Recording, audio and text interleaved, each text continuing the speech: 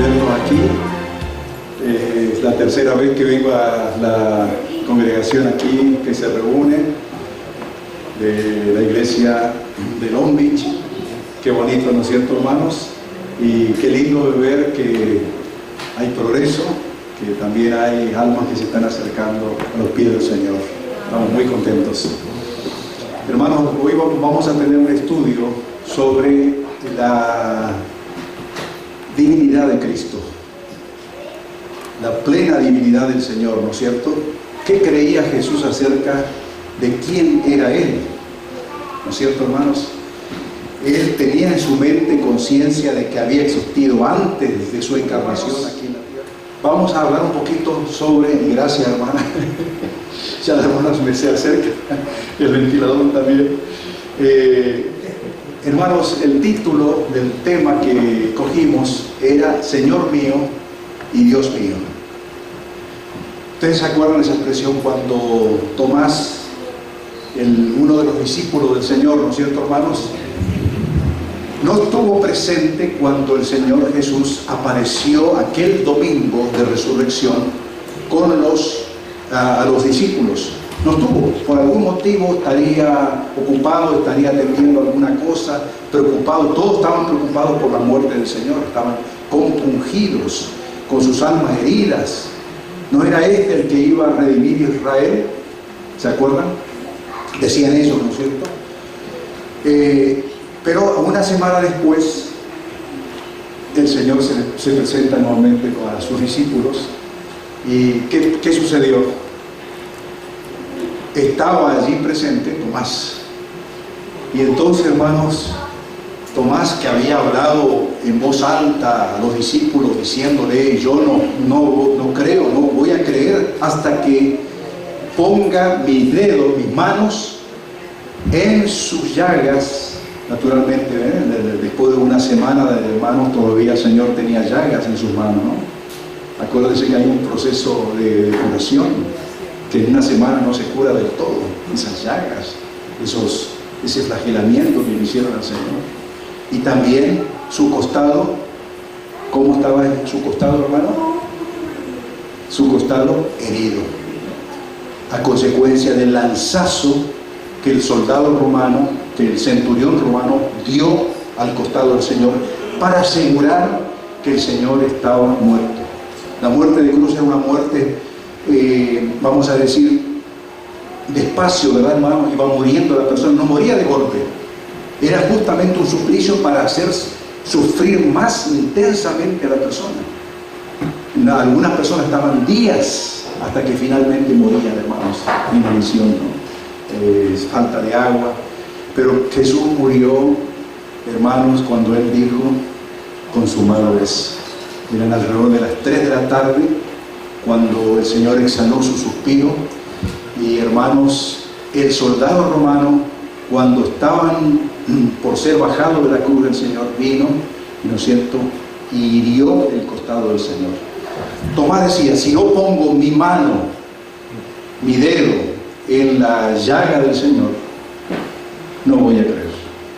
Por eso dicen que los Tomás son incrédulos, ¿verdad, hermanos? Es decir, que no seamos incrédulos como Tomás. Y entonces Jesús se presenta y le dirige la palabra a Tomás: Tomás, no seas incrédulo, sé creyente, ¿no es cierto? Ven, dame tu mano. Y le pone la mano en el costado del Señor, donde estaba la herida, y le mostró sus manos. Todavía, hermanos, con las heridas de la cruz. Gracias, hermanita. Yo hice mi confesión esta mañana y me están atendiendo como un rey. Entonces, hermanos, ¿qué le dijo Jesús? No seas incrédulo, sé creyente. La fe, ¿verdad, hermanos? Porque realmente en el camino de Dios, hermanos, hay motivos para dudar.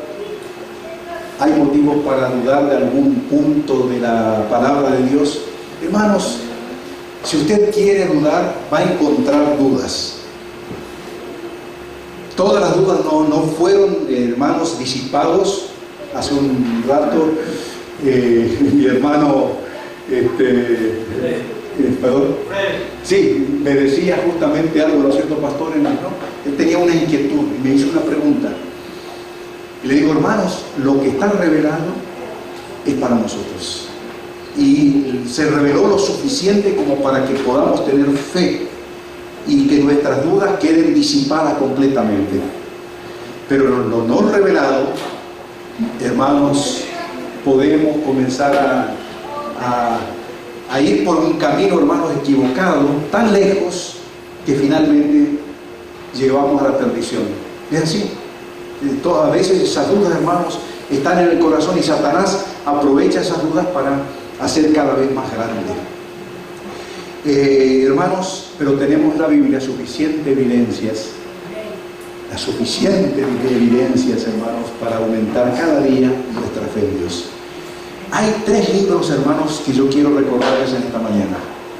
En primer lugar, tenemos el libro de la Revelación. Dios habló al hombre, no quedó callado, hermanos. Dios habló a los hombres. Cuando usted compra un aparato para uso de su hogar, junto con el aparato, digamos, si es un lavarropa, si es una heladera, si es lo que sea, una cortadora de grama, de césped, ¿verdad? Hermanos, ¿qué trae normalmente? ¿Qué le entregan a usted? Aparte del artefacto, ¿qué le entregan también? O viene con el artefacto un libro de instrucción. Muy bien. Un libro de qué cosa, hermanos? De instrucciones. Hermanos, el creador del universo creó al hombre en esa semana de la creación y le dio también, hermanos, comenzó a darle un libro de revelación. Al principio, hermanos, la revelación fue verbal. Los padres transmitían a los hijos. Hermanos, ustedes se imaginan a Adán y Eva, que vivieron muchos años, ¿verdad, hermanos? Fueron testigos estuvieron en el hogar celestial antes del pecado y estuvieron, hermanos, en este mundo ya con abrojos y cardos, habiendo la tierra sido maldecida después de la entrada del pecado. Hermanos, yo me imagino cómo habrán contado ellos a sus hijos la experiencia, ¿verdad, hermanos, del pecado, la entrada del pecado. Qué pesar habrán tenido encima de su corazón por la entrada del pecado, ¿verdad, hermanos? ¿Qué les parece? ¿No? Ellos perdieron el Edén, ese hogar precioso que Jesús les dio. Perdieron el Edén. Era un hogar especial que el Señor les había dado. Y pasaron, hermanos, allí estaba, ¿qué se encontraba en el jardín del Edén? También se encontraba el árbol de la vida, ¿verdad, hermanos? Que ellos iban a comer para perpetuar. El árbol de la vida, hermano, alguien me puede preguntar algo, pero es un tema de estudio también muy bonito, el árbol de la vida. Ese árbol de la vida lo vamos a conocer cuando el Señor venga y entremos en la tierra nueva. Está en Apocalipsis, termina diciendo, ¿no es cierto?, que vamos a comer del árbol de la vida. Pero, hermanos, tenemos, ¿hasta qué hora, hermanos, tenemos normalmente? Hasta la 1. Son 25 minutos, tenemos que avanzar, hermanos, porque entonces el estudio va a quedar atrás. Pero les digo, hermanos, Adán y Eva transmitieron a sus hijos en forma verbal. El ser humano tenía una mente tan lúcida, tan abarcante, hermanos, que no necesitaban libros. ¿Verdad, hermanos? Cuando pasan los años y llegamos a una edad avanzada, un poquito como la mía también, ¿no, hermano? Estamos ya avanzando en los 70 largos. Me decía un pastor, 70 y pico, pico corto o pico largo, decía, ¿no? Hermanos, sí, es así. Hermanos, nos damos cuenta que nuestra mente, tenemos que ir a los libros, tenemos que repasar lo que hemos estudiado, ¿no es cierto? Y algunas veces ciertas personas tienen que tomar hasta ciertas pildoritas, ¿verdad?, para incentivar un poquito la mente. Queridos hermanos, ellos no necesitaban ninguna pastilla.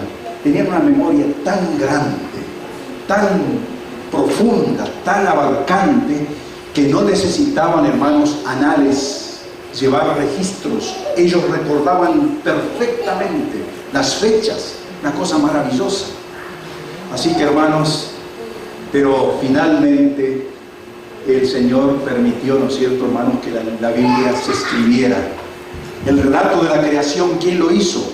Moisés, ¿verdad, hermanos? Moisés hizo el relato de la creación, los primeros 5 libros, y abarca también la historia de la liberación del pueblo de Israel hacia Canaán, ¿verdad, hermanos?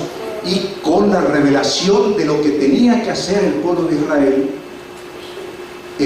con respecto al culto. Allí está la revelación del culto hebreo, que, hermanos, tantas enseñanzas tiene. Enseñanzas acerca del Mesías que vendría. ¿Por qué hay tanto derramamiento de sangre allí en el culto hebreo?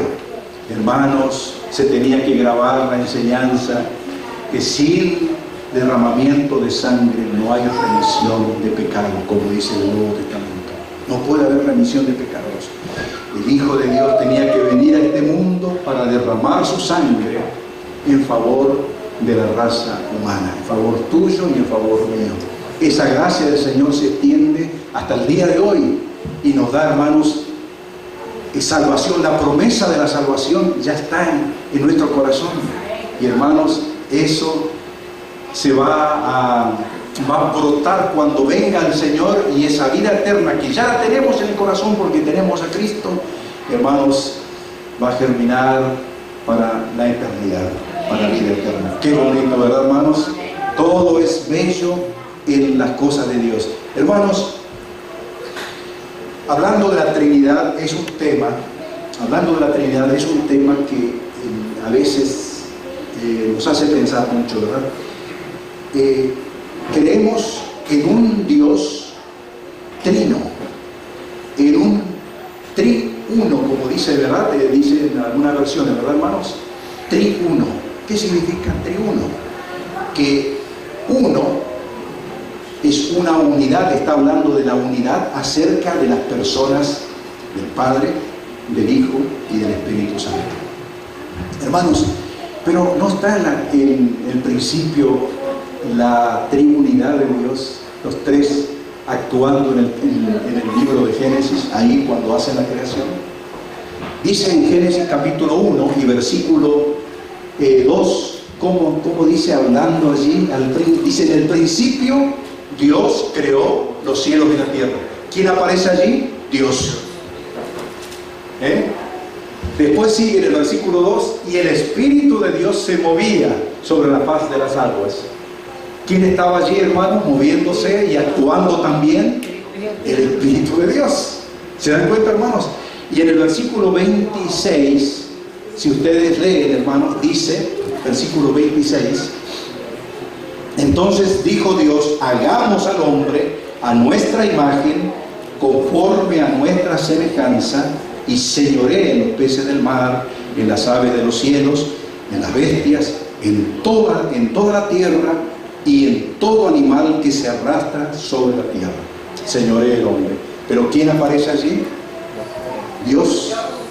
¿Qué dice, hermanos? ¿Qué cosa dice? Hagamos. ¿Había una sola persona allí? Cuando usted dice hagamos algo, le dice a su señora, por ejemplo, mira, vamos a hacer tal cosa.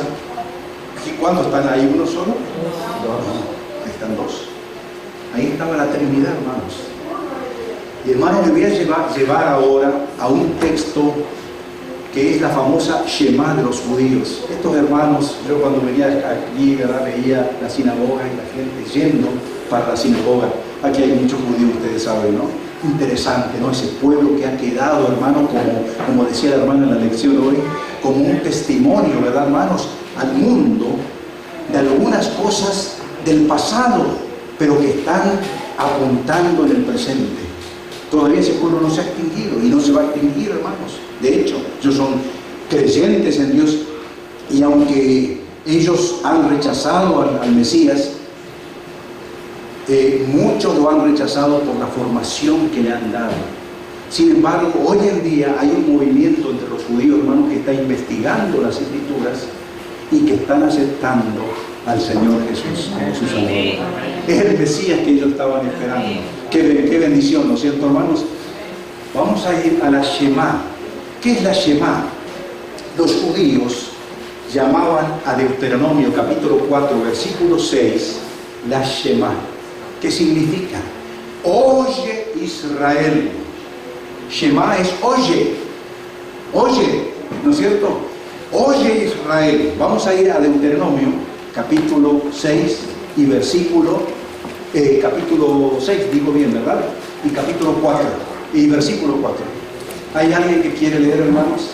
Deuteronomio capítulo 6, versículo 4. 6, 4, sí, hermano. Escucha, Israel, el Señor nuestro Dios, el Señor es uno solo. Muy bien, y gracias, hermana. Oye, de ahí dice la versión. Oye Israel. Oye Israel, pero ahí usted leyó como, hermana, escucha. Debe ser la versión nueva, la de 2000, hermana, muy posiblemente, ¿no? La versión 2000. Hay algunas versiones que dicen escucha, ¿verdad? Del 2000, es igual. Del 2000, de la hermana, es correcto. La mía en inglés dice: solo Dios es nuestro Dios. Claro, solo Dios es nuestro Dios, solo Dios. Fíjense, hermanos, cuando Jesús se presenta a sus días, hubo una fuerte oposición porque Jesús, hermanos, pretendía ser el Hijo de Dios. El pueblo de Israel rechazó. Los dirigentes, especialmente los dirigentes judíos, que eran los que estudiaban, los que profundizaban las Escrituras. Pero, hermanos, la pregunta es: ¿hay suficiente revelación en el Antiguo Testamento acerca de la Trinidad y que hay más de una persona divina? ¿Hay alguna evidencia? Las hay, hermanos. Y fíjense ustedes, hermanos, allí mismo ese texto, cuando dice uno es, que Dios es uno, usa la palabra Ejad. La palabra hebrea Ejad. Uno. Dios es uno. Ahora, hermanos, comparen esa palabra con otro texto de la Biblia que dice uno también. Vayamos a Génesis, el capítulo 2 y el versículo 24. Génesis 2:24. Usa la misma palabra uno. Fíjese ahora. Vamos a leerlo, hermanos. Capítulo 2, versículo 24. ¿Quién va a leer? Por eso el hombre dejará a su padre y a su madre, se unirá a su esposa y serán una sola carne. Serán una sola carne. La misma palabra utiliza el hebreo original cuando Moisés habla de la pareja. Dejará por tanto el hombre a su padre, a su madre, y se unirán, y los dos serán, ¿qué cosa? Una sola carne. Quiere decir que la palabra Ejad, hermanos, no se refiere tanto, no implica tanto una suma matemática, sino, en cambio, una unidad compleja. Si fuera suma matemática, ahí tendríamos que hacer solamente decir uno, tiene que ser un solo ser. Pero si la misma palabra Ejad está haciendo alusión a una unidad compleja, ¿por qué decimos compleja? Porque en este caso, ¿cuántas personas son en el matrimonio? Son dos. Hace hincapié en la unidad que tienen que tener esas dos personas. No pueden andar dos juntos si no estuvieran de acuerdo, dice la Biblia, ¿verdad, hermanos? Hablando del matrimonio, ¿no? Quiere decir que Dios recalcó desde el principio que en el matrimonio tiene que haber una unidad. Y dejar, ¿verdad?, nuestros progenitores, ¿verdad?, porque a veces se meten los progenitores también dentro del matrimonio nuevo, y ¿verdad?, y hay problemas. Yo ayer estaba hablando con una persona, amigo, que lo conozco hace años, me dice: pastor, me estoy divorciando.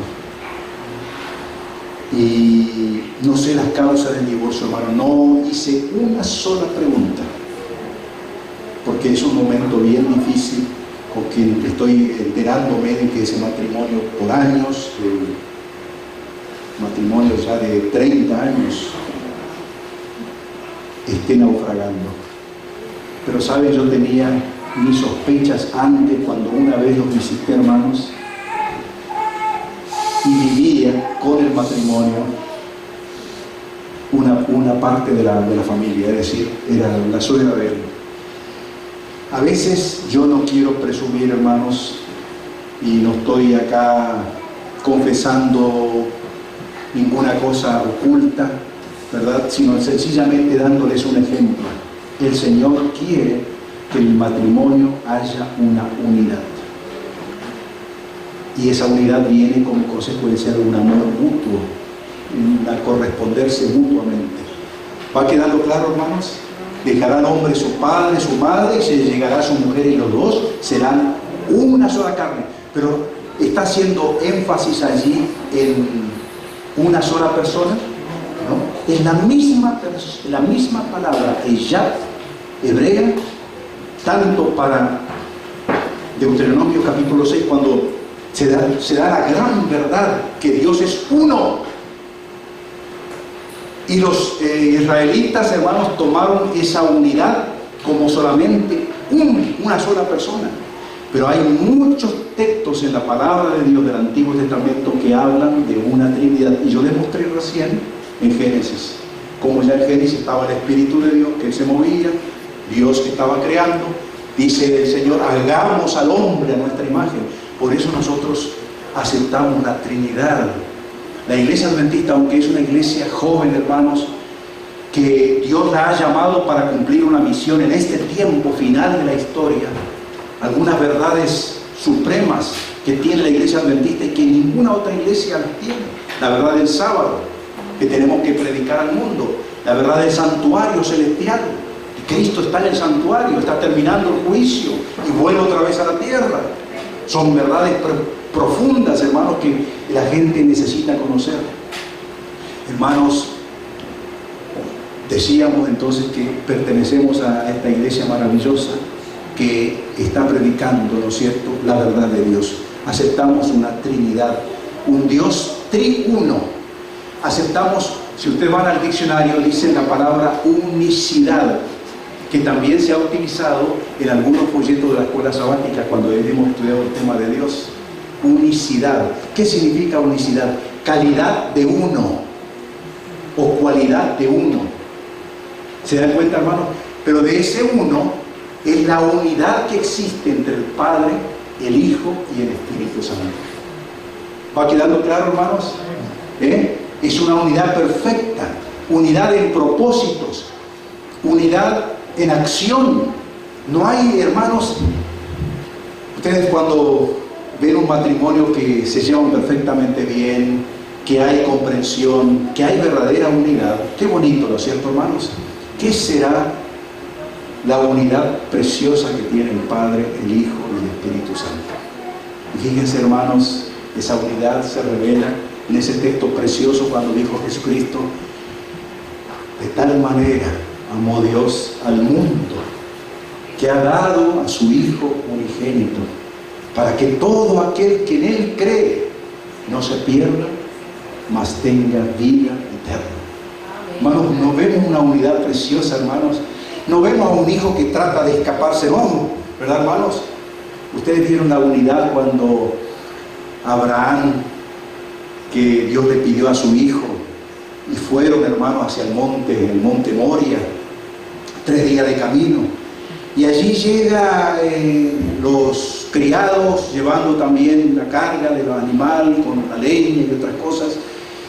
Y le dice a Abraham: queden acá ustedes, y va con el hijo hacia el monte Moria. Hermanos, le dice el hijo: papá, está el fuego, la leña, y le había construido ya el altar, ¿y dónde está el cordero? ¿Qué pregunta, no? ¿Dónde está el cordero? Entonces, ahora ese anciano, hermano, de 120 años ya, ¿verdad? Creo que tenía como 120 años, ¿verdad? Le comienza a decir: mira, Dios me ha pedido que tú seas el cordero. Hermanos, el joven pudo haberse liberado, haber empujado al padre. Imagínense, un joven de unos 17 años más o menos, hermanos, comparado a un hombre de 120 años. Pero no, hermanos, no hubo esa perfecta unidad. Y ahí se mostró, hermanos, cómo este joven Isaac, el primer hijo, ¿no es cierto, hermanos? Hermanos, se entregó humildemente y afectuosamente, cariñosamente, el respeto que le tenía a la palabra de Dios. Y así, hermanos, nuestro Señor Jesucristo, cuando fue crucificado en la cruz, hermanos, ahí estaba el Padre, al lado del Señor. Pero, hermanos, la carga de pecados era tan grande sobre nuestro Señor Jesucristo que no alcanzó a ver la presencia de Dios, de su Padre Celestial. Pero qué hermoso, hermanos, la relación que hay entre el Padre, el Hijo y el Espíritu Santo, que el Señor nos ha dado más información cuando Él vino acá a la tierra y dijo: conviene que yo me vaya para que yo os lo envíe al Espíritu Santo. Y Él os conducirá a toda verdad, os recordará las cosas que yo hice. Qué cosa preciosa, las promesas sobre el Espíritu Santo. Y el Espíritu Santo llegó o no llegó, hermanos. Llegó el día de Pentecostés, a los 50 días de la crucifixión del Señor. Así como el pueblo de Israel mecía los primeros frutos, ¿verdad? Así, hermanos, vino sobre la iglesia cristiana primitiva, esos 120 que estaban en el aposento alto. Llegó la presencia del Espíritu Santo en lenguas de fuego sobre cada uno. Vamos viendo, hermanos, entonces, que la Biblia no se equivoca, que nosotros creemos en un Dios trino. Por eso Jesucristo dijo, ¿no es cierto?, claramente en el bautismo, ¿verdad?, que el bautismo tiene que ser en el nombre de ¿quién? Del Padre, del Hijo y del Espíritu Santo. ¿Queda claro, hermanos? Es decir, hermanos, son tres personas, pero con una unidad tan perfecta que es oye Israel, Jehová tu Dios, Jehová uno es, la unidad divina. ¿Va quedando claro, hermanos, claramente esto? Y por consiguiente, hermanos, nosotros creemos que Jesucristo es Dios revelado, encarnado cuando Él vino acá a la tierra. Él tenía que encarnarse, hermanos. Era un hecho que no se podía eludir, la encarnación, porque Él tenía que hacerse hombre, y como hombre, en la condición de hombre, alcanzar el triunfo que el primer Adán fracasó. El segundo Adán, Cristo Jesús, alcanzó la plena victoria. ¿Queda claro, hermanos? Tenía que alcanzar la plena, tenía que encarnarse el Señor. Ahora, hermanos, en el Antiguo Testamento hay señales de la divinidad de Jesucristo. Yo quiero, hermanos, presentar no textos así aislados, sino textos contundentes. Y vamos a ver, hermanos, dos textos. Isaías capítulo 9, versículo 6. Y después vamos a leer Miqueas capítulo 5 y el versículo de Miqueas 5, 2. Isaías 9, 6. ¿Quién desea leer? Dice, porque perdón.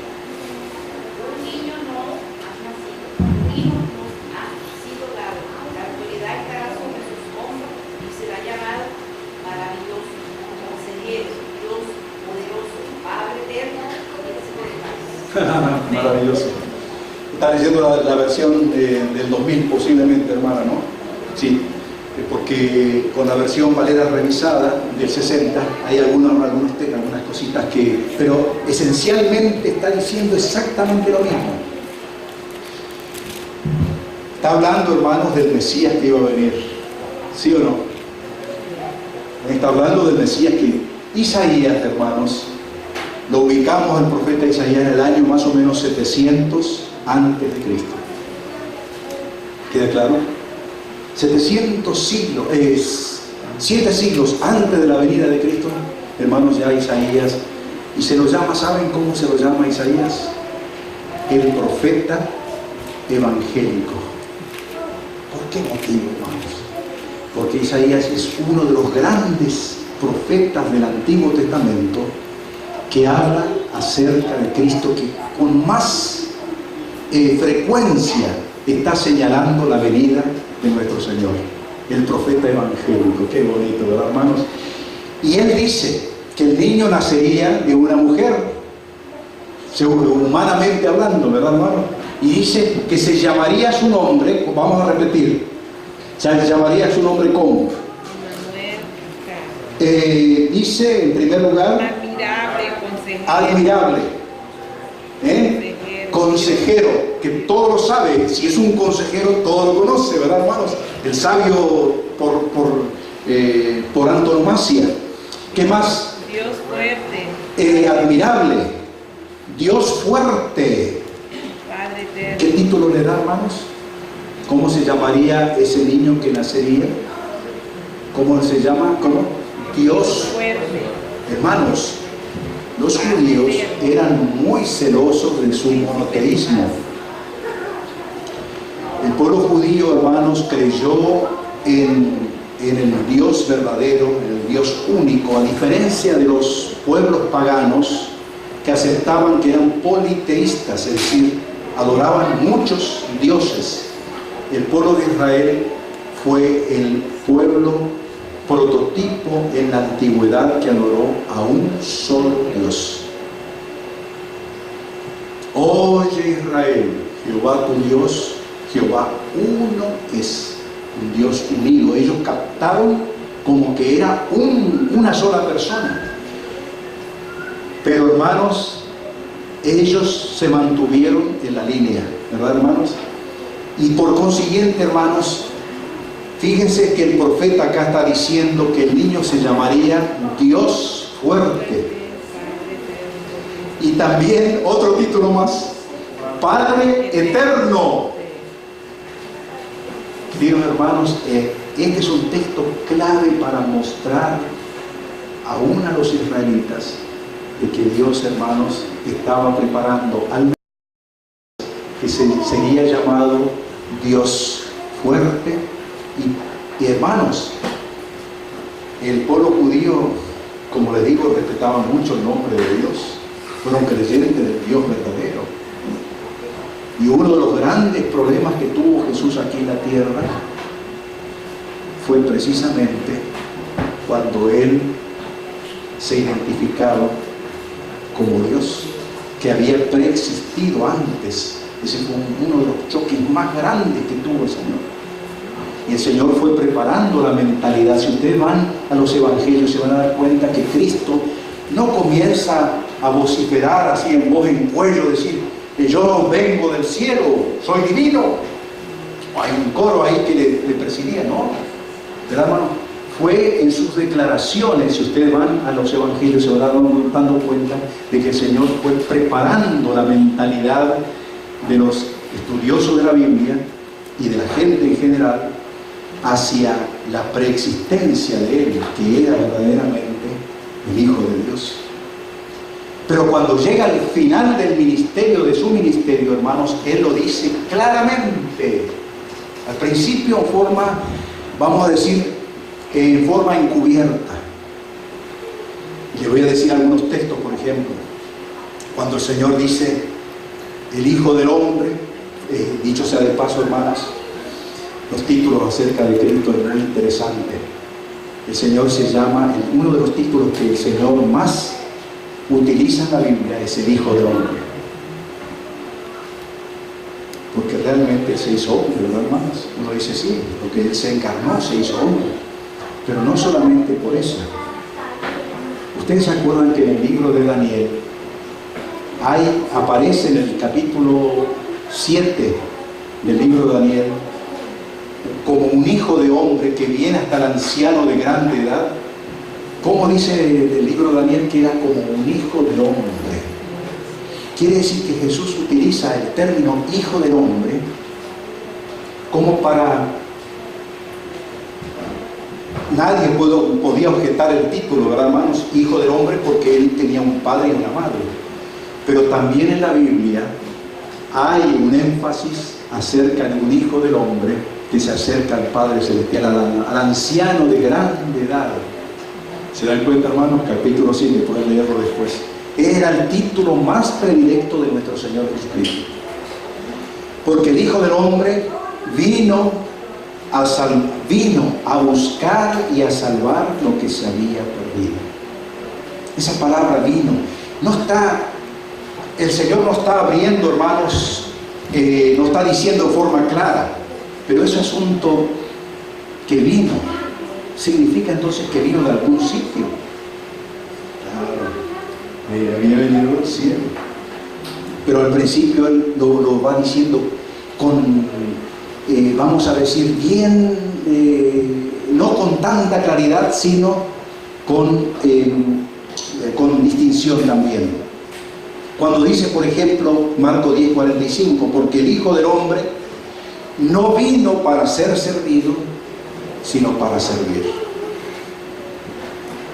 Quiere decir que Él aparece en un momento, ¿verdad, hermano?, de la historia humana, que llega a este mundo. Vino. Otra expresión de Jesús: no soy enviado sino a las ovejas perdidas de la casa de Israel. Mateo 15:24. No soy enviado, alguien lo envió entonces, ¿verdad, hermanos? ¿Quién fue el que lo envió? El Padre Celestial.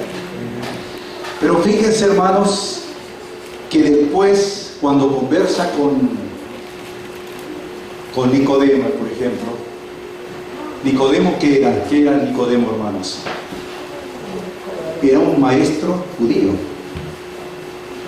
Formaba parte del Sanedrín judío, vamos a decir, de la capa dirigente del pueblo de Israel, el Sanedrín judío. Y hermanos, vayamos a San Juan, capítulo 3. ¿Ustedes se acuerdan de la conversación que tuvo Jesús con Nicodemo, no?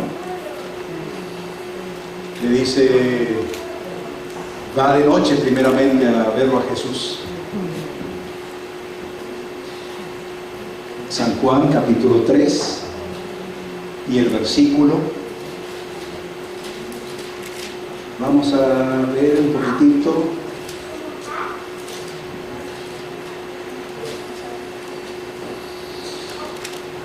Le dice, Rabí, versículo 2, sabemos que has venido de Dios como maestro, porque nadie puede hacer estas señales que tú haces si no está Dios con él.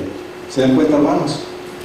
Él reconoce lo que Cristo estaba haciendo, las grandes señales.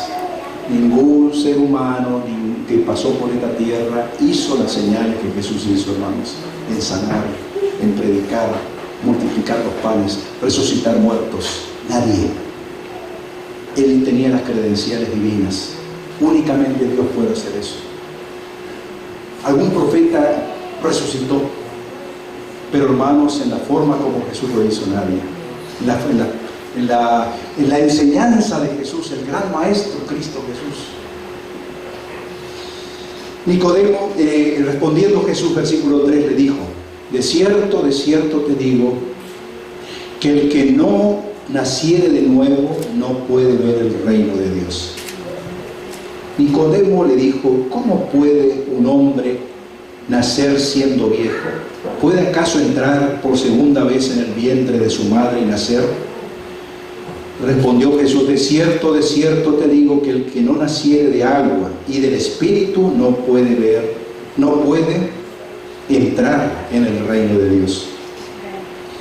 Y vamos a ir al versículo 13, hermanos, para ganar tiempo.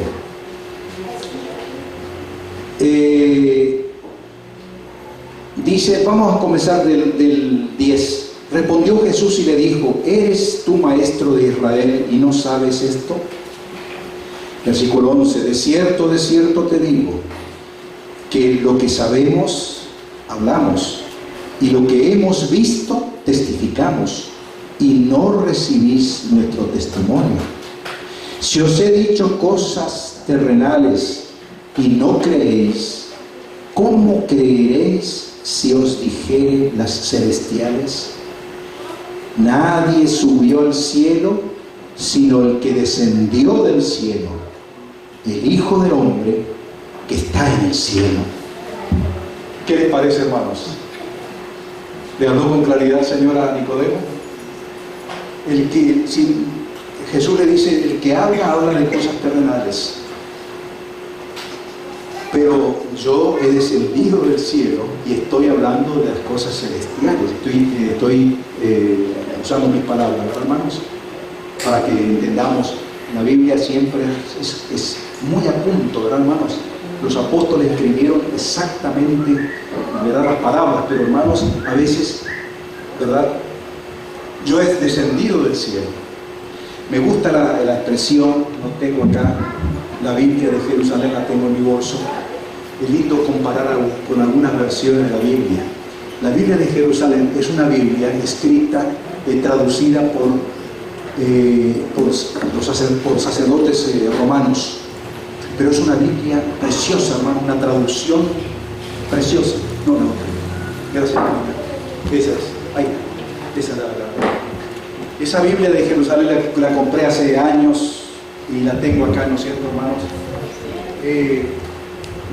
Da una expresión, y le voy a leer porque vale la pena que leamos este texto, ¿verdad, hermanos? Para que vean ustedes cómo es el mismo idioma, el español, ¿verdad? Ha sido traducido de los originales, del griego. Los apóstoles escribieron en griego, como ustedes saben, en un griego común, koiné, que era un idioma, ¿verdad?, que hablaban en toda la costa mediterránea. A ver, sí, diferentes están acá.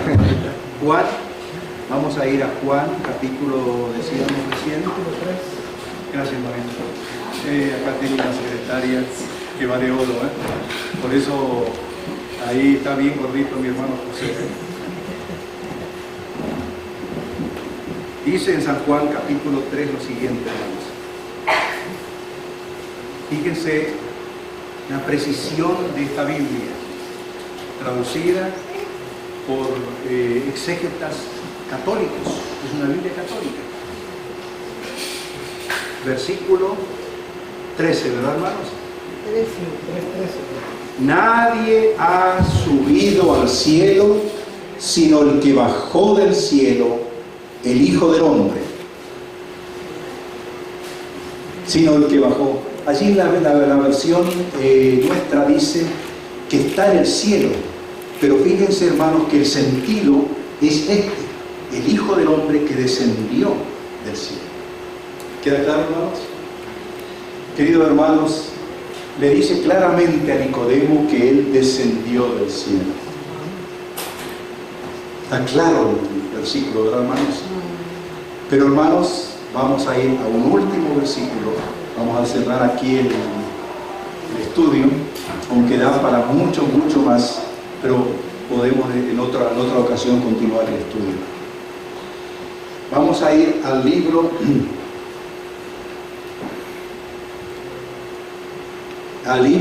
de San Juan, capítulo 8 ahora. Ahora Jesús está preparando el camino para que lo acepten como el Dios que ha venido a la tierra, hermanos. Por eso nosotros adoramos a Cristo y creemos que Él es Dios. San Juan, capítulo 8, versículo 58. Pero, hermanos, sería interesante que ustedes lean los pasajes anteriores, ¿verdad?, para saber de qué está hablando. Pero vamos a ver ¿qué dije? Capítulo 8, versículo 58.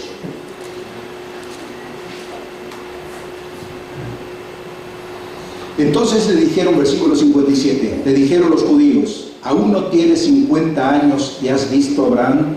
Ustedes lean los pasajes anteriores después, hermanos, en esa conversación, ¿verdad? Porque dice Abraham, dijo Jesús en el 56, vuestro Padre se gozó de que había de ver mi día, y lo vio y se gozó.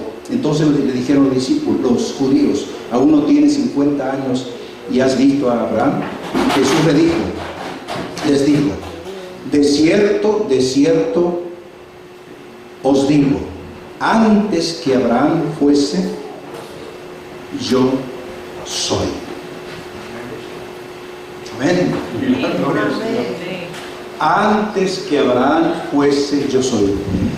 Querido hermano, si su maestro de gramática le manda a escribir una composición y usted dice así, antes que Abraham fuese, yo soy, el maestro le pone un cero en gramática, porque no corresponde, hermanos, el yo soy. Ahí correspondía yo era o yo estaba. ¿Se dan cuenta, hermanos? Yo era o yo estaba, pero no decir yo soy. ¿Por qué, hermanos, el Señor dice yo soy? Correcto. Hermanos, Él no tuvo pasado, es decir, Él no tuvo principio.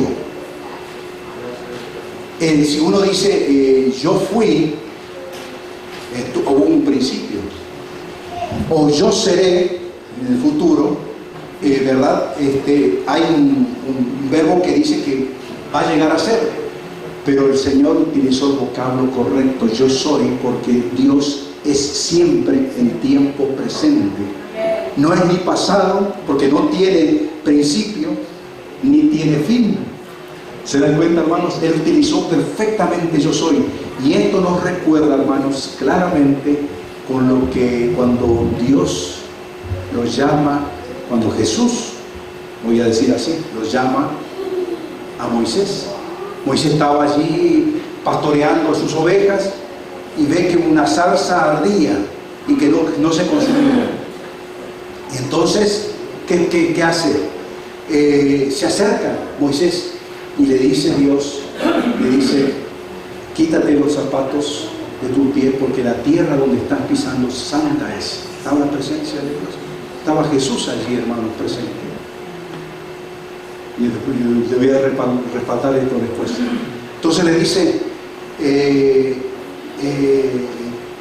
ustedes recuerdan Génesis capítulo 3, pueden leerlo después. Entonces cuando le dice, ¿quién eres, Señor?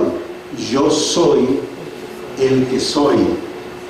Y cuando le da la orden de ir a Egipto, le dice, Señor, ¿cómo me van a creer en mí esta gente? Dile, yo soy, me ha enviado. El Dios de Abraham, el Dios de Isaac, el Dios de Jacob. Y era, hermanos, Cristo. Les leo, hermanos, la última declaración. Yo no sé, creo que está en la última declaración de lo que dice Elena de White acerca de Cristo. ¿Esto qué queda? Gracias. Fíjense, hermanos, Patriarcas y Profetas 382. Leo. Toda comunicación entre el cielo y la raza caída se ha hecho por medio de Cristo. Fue el Hijo de Dios quien dio a nuestros primeros padres la promesa de la redención. ¿Quién fue el primero que dio?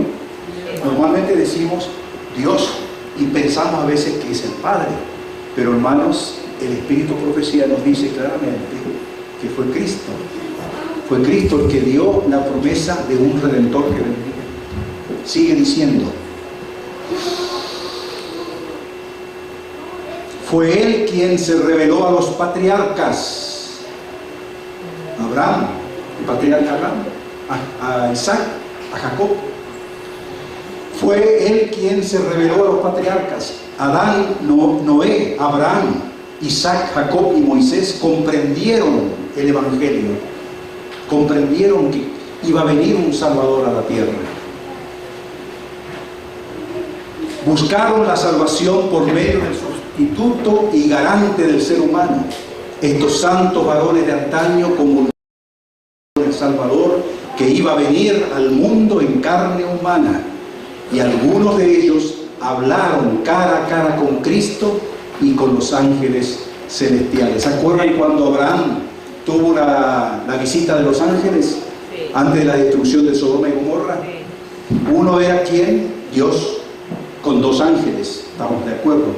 Pero hermanos, dice la revelación de White, y tengo, hermanos, ella se basa no en su posición, se basa en la palabra de Dios. Hermanos, tengo muchas formas de comprobar todo esto. Ella dice claramente que fue Cristo el que vino y conversó con Abraham.